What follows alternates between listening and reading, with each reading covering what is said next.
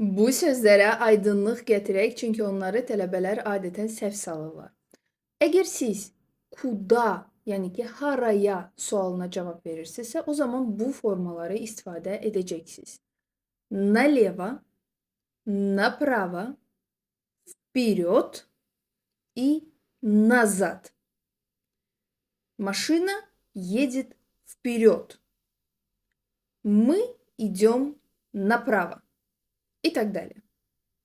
Əgər ki siz где, yəni ki, harada sualına cavab verirsinizsə, o zaman bu formalar istifadə olunacaq. Слева, справа, впереди, сзади. Например, впереди сидит мой знакомый. Слева сидит ребенок. И так далее. Bəs откуда, yəni haradan sualına cavab versək, bu formalar necə olacaq? Onu siz şərhdə yazın.